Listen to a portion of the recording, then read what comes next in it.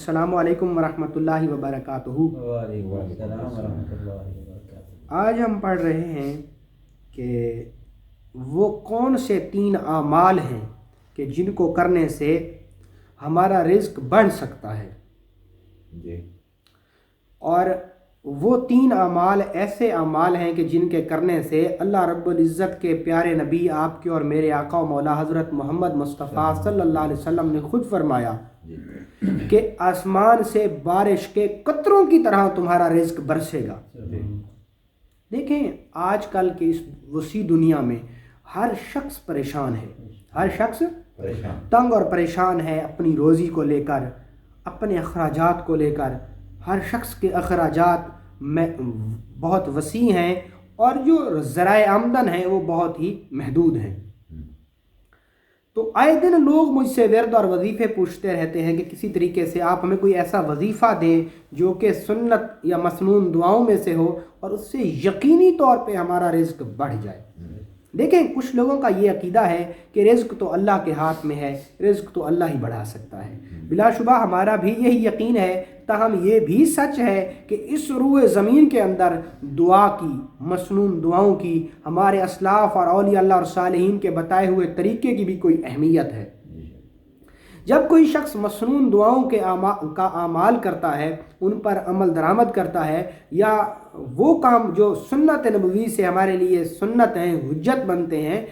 جب ہم ان کاموں کا ارتکاب کرتے ہیں تو ضرور ہماری جو رزق کے درمیان آنے والے مسائل ہوتے ہیں وہ کٹ جاتے ہیں اور وہ رکاوٹیں ہٹ جاتی ہیں۔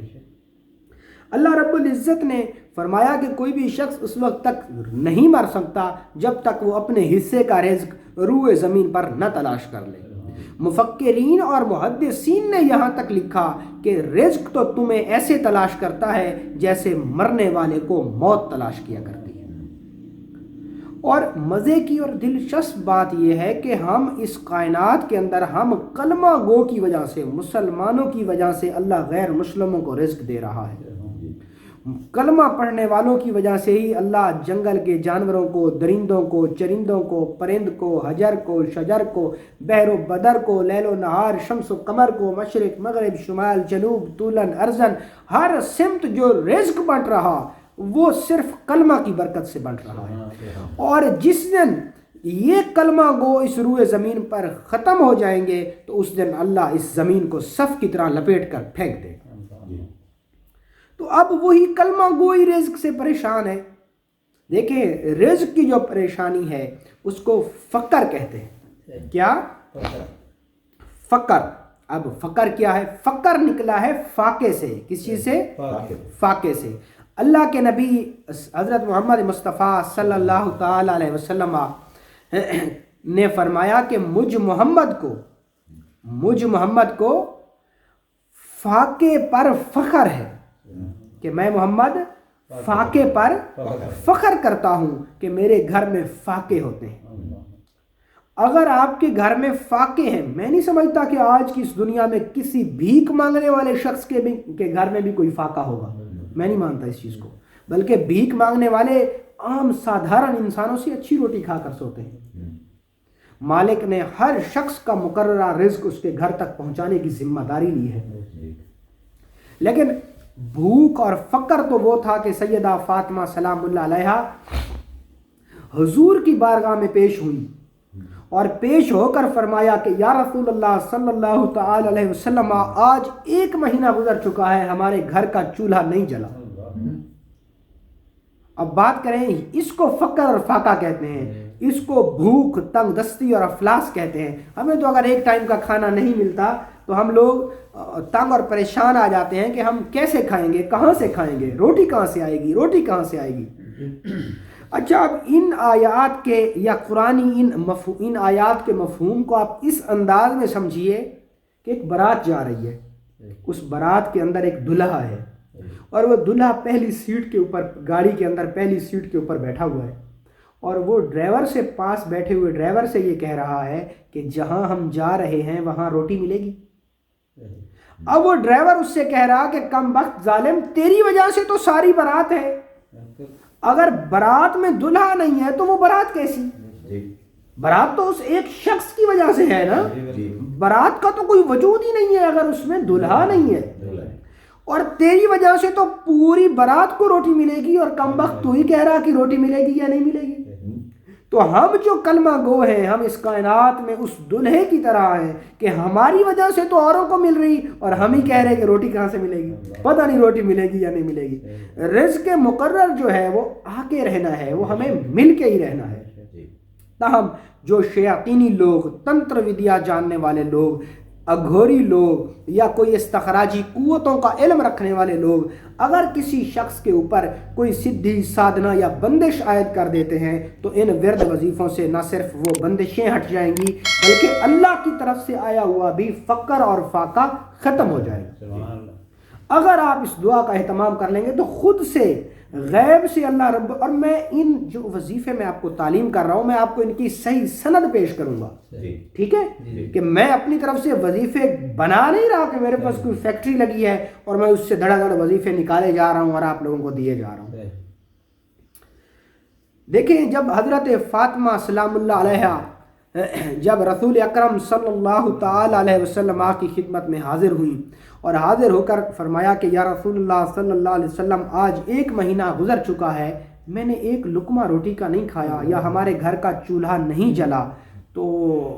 آپ کے پاس میں نے سنا ہے کہ مال غنیمت میں چند بکریاں آئی ہیں، تو آپ وہ بکریاں ہمیں دے دیں۔ تو یہ بات سن کے اللہ کے نبی سرور کونین صلی اللہ علیہ وسلم اب بیٹی کا اور باپ اب حضرت محمد مصطفیٰ صلی اللہ علیہ وسلم اب یہاں پہ اپنی بیٹی کا امتحان لے رہے ہیں۔ بیٹی کہہ رہی کہ 1 مہینے سے میرے گھر کا چولہا نہیں جلا، اور باپ آگے سے جواب دے رہا کیا کہ میری بیٹی بالکل میرے پاس مال غنیمت میں 5 بکریاں آئی ہیں، اگر کہتی ہو تو وہ 5 بکریاں دے دیتا ہوں یا پھر تمہیں 5 دعائیں سکھا دیتا ہوں۔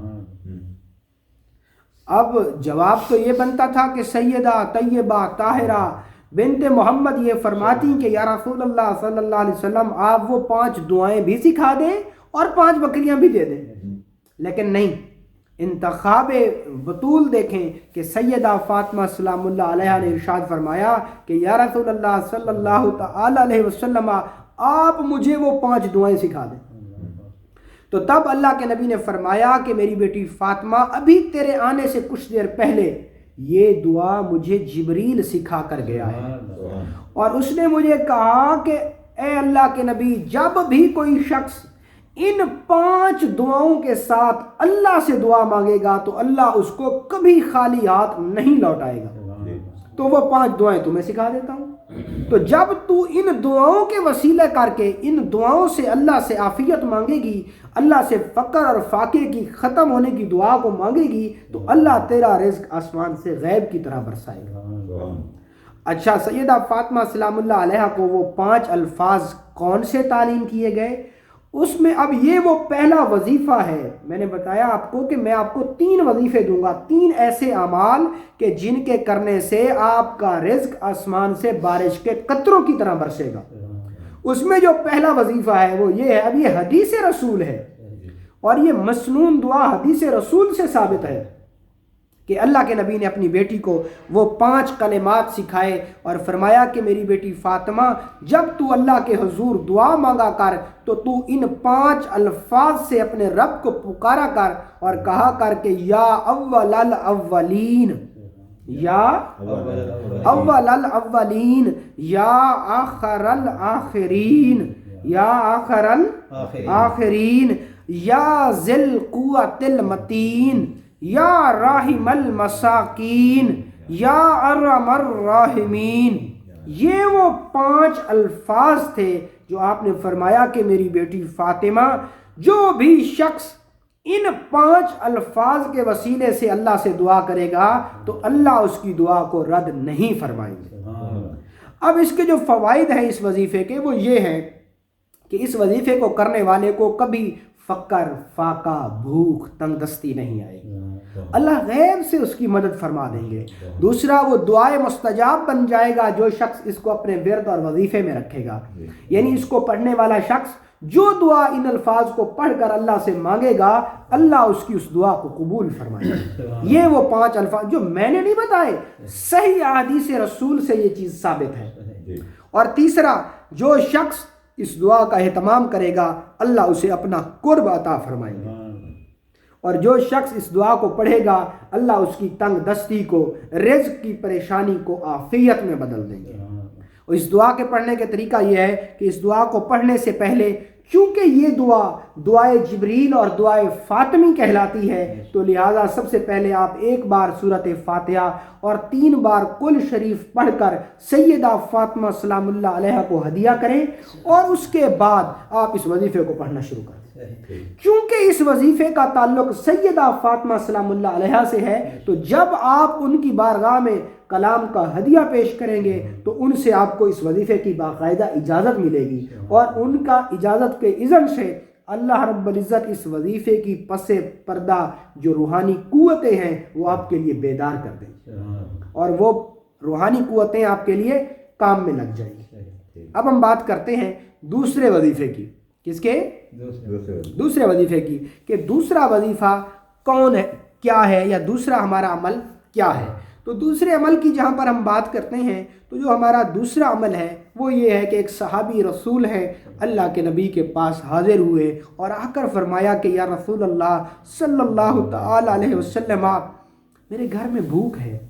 میرے گھر میں تنگ دستی ہے، اور دنیا مجھ سے روٹھ کر چلی گئی ہے، میں بالکل تنگ اور پریشان ہو گیا ہوں، اکیلا پڑ گیا ہوں۔ تو اللہ کے نبی سرور کونین صلی اللہ علیہ وسلم نے فرمایا کہ میں تمہیں ایسی دعا نہ سکھاؤں کہ جس سے تمہارا رزق آسمان سے بارش کے قطروں کی طرح برسے۔ تو فرمایا کہ یا رسول اللہ کیوں نہیں، مجھے وہ دعا سکھائیں۔ تو اللہ کے نبی نے اس کو ایک دعا تعلیم فرمائی، اور وہ دعا کیا تھی کہ تو فجر کی سنتوں کے بعد 100 دفعہ یوں کہا کر، اللہ تیرا رزق آسمان سے بارش کے قطروں کی طرح برسائے گا۔ اور وہ الفاظ یہ تھے، سبحان اللہ و بحمدہ، سبحان اللہ و بحمدہ، سبحان اللہ العظیم و بحمدہ استغفر اللہ۔ یہ وہ دعا تھی کہ جو شخص اس دعا کو فجر کی نماز کی سنتوں کے بعد 100 بار پڑھے گا اللہ رب العزت اس کے رزق کی تمام تر پریشانیاں دور فرما دے گا۔ اچھا، اس وظیفے کی برکت ایک میں نے یہ دیکھی کہ جو شخص اس وظیفے کا باقاعدہ اہتمام فرماتا ہے تو اس شخص کے لیے اللہ تسخیر خلق بھی کر دیتے ہیں اور تسخیر مال بھی کر دیتے ہیں۔ یہ وہ دوسرا وظیفہ ہے۔ اب اس وظیفے کا تھوڑا سا سیاق و سباق آپ سمجھ لیں کہ سبحان اللہ و بحمدہ سبحان اللہ العظیم، یہ وہ دعا ہے جو جناب میکائیل علیہ السلام کی زبان کا وظیفہ ہے، جن کا کام پوری روئے زمین پر رزق کو تقسیم کرنا ہے۔ اور آپ فرماتے ہیں کہ جب رزق کا میرا وہ برتن جس میں پوری کائنات کا رزق رکھا ہوتا ہے وہ جب ختم ہو جاتا ہے تو میں ایک دفعہ اس دعا کو پڑھتا ہوں، اللہ اس دعا کی برکت سے اس بھانڈے کو پھر بھر دیتا ہے۔ اب سوچیں جی وہ بھانڈا کتنا بڑا ہوگا جس میں پوری کائنات کے ایک دن کا رزق رکھا ہے۔ اور آپ فرماتے ہیں کہ میرے زبان کی جو تسبیح ہے وہ یہی ہے، سبحان اللہ و بحمدہ سبحان اللہ العظیم و بحمدہ استغفر اللہ، صرف 100 بار، صرف 100 بار آپ اس وظیفے کو پڑھنے کا اہتمام کیجئے۔ آپ یقین کریں رشتہ دار آپ سے روٹ کے چلے گئے، آپ تنگ تنہا ہو گئے، مال آپ سے محبت نہیں کرتا، دنیا کی چیزیں آپ سے محبت نہیں کرتی، آپ تنگ اور پریشان ہیں، تو آپ اس یہ 12 سے 10 منٹ کا بھی ٹائم نہیں لگتا اس وظیفے کو کرنے میں۔ اس کی ایک تسبیح آپ اپنے معمول میں لے آئیں تو انشاءاللہ عز و جل اللہ آپ کا رزق واقعی غیب سے برسائے گا۔ اور وہ صحابی رسول فرماتے ہیں کہ اس کے بعد میرے پاس اتنا زر اور مال آیا کہ میں اللہ کے نبی کے پاس حاضر ہوا، اور وہ شخص اس صحابی رسول نے فرمایا کہ یا رسول اللہ اب میرے پاس اتنا مال ہو گیا ہے کہ اس کو جمع کرنے کی میرے پاس جگہ نہیں ہے، کیونکہ وہ جو مال تھا وہ مال زر پیسہ نہیں بلکہ اس ٹائم جو مال تھا، جو دولت تھی، وہ بھیڑ بکریوں کے ریوڑ ہوا کرتے تھے، اونٹوں کے ریوڑ ہوا کرتے تھے، اور وہ ریوڑ اتنے بڑھے، اتنے پھیلے، اور اس میں اللہ نے اتنی وساطت اور وسعت کو ڈالا کہ پھر اس کو ٹھہرانے کے لیے اس کے پاس جگہ نہیں ہوتی تھی۔ یہ اس دعا اور اس وظیفے کی برکت ہے، اور باقاعدہ مسنون دعاؤں میں صحیح احادیث کے حوالے اور روایات سے ہمیں اس وظیفے کا صحیح سند کا ثبوت ملتا ہے۔ اب ہم آگے چلتے ہیں کہ تیسرا ایسا کون سا عمل ہے کہ جس کے کرنے سے اللہ کی نصرت، اللہ کی مدد نصیب ہوتی ہے، اور انسان نہ صرف اس وظیفے کو کرنے سے راہ سلوک کی روحانیت کو پا لیتا ہے، بلکہ اس عروج فن کمال کو بھی پہنچ جاتا ہے، جہاں پر پہنچ کر انسان رب کا دیدار کر سکتا ہے، انسان اپنی راہ سلوک کی منازل کو بآسانی طے کر سکتا ہے۔ اسی طریقے سے ایک شخص اللہ کی، یہ بھی صحیح حدیث سے حوالہ ہے اس کا، اور صحیح سند کے ساتھ اس کے راوی اس حدیث کو نقل کرتے ہیں، اور ایک صحابی رسول فرماتے ہیں کہ میں اللہ کی نبی کی خدمت میں حاضر ہوا، اور حاضر ہو کر میں نے گزارش کی کہ یا رسول اللہ صلی اللہ تعالی علیہ وسلم، میرے گھر رزق کی بڑی پریشانی ہے،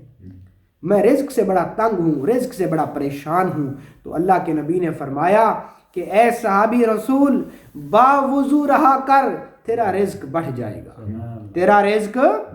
یہ کوئی وظیفہ نہیں ہے، یہ ایک چھوٹا سا کام ہے جو آپ اور میں بآسانی کر سکتے ہیں، جو آپ اور میں تھوڑی سی خود پر محنت کرنی ہوگی، تھوڑی سی خود کی پرورش کرنی ہوگی، تھوڑا سا خود کو اس نظام میں ڈھالنے کی ضرورت ہے۔ چند دن کی بات ہے، جب وجود کو کسی چیز کی عادت پڑ جاتی ہے تو پھر وہ عادت کبھی نہیں چھوٹتی۔ تو جہاں پر بری عادات وجود اپناتا ہے، ایک سگریٹ نوشی کرنے والا شخص اس چیز کا راب الاپتا ہے کہ میں سگریٹ چاہتا تو ہوں چھوڑ دوں، لیکن کیا کروں، چھوڑ نہیں سکتا، ایسے کہتا ہے نا، کیونکہ اس کو علت ہو گئی، اس کو اس کی لت لگ گئی۔ تو آپ بھی کوئی اچھی لت لگا لیں اپنے ساتھ، جو کہ آپ کو دنیا اور آخرت میں کام دے گی۔ اللہ کے نبی کی حدیث پاک ہے کہ جو شخص وضو کرتا ہے، جہاں تک وضو کا پانی لگتا ہے، یہ تمام اعضاء قیامت والے دن ایسے روشن ہوں گے کہ دیکھ کر لوگ حیران ہوں گے کہ یہ کون لوگ آ رہے ہیں جن کے وجود اور اعضاء وضو چمک رہے ہیں اور روشن ہیں۔ جو شخص ہر وقت با وضو رہتا ہے، اللہ اس کا رزق بڑھا دیتے ہیں، اللہ اس کا رزق۔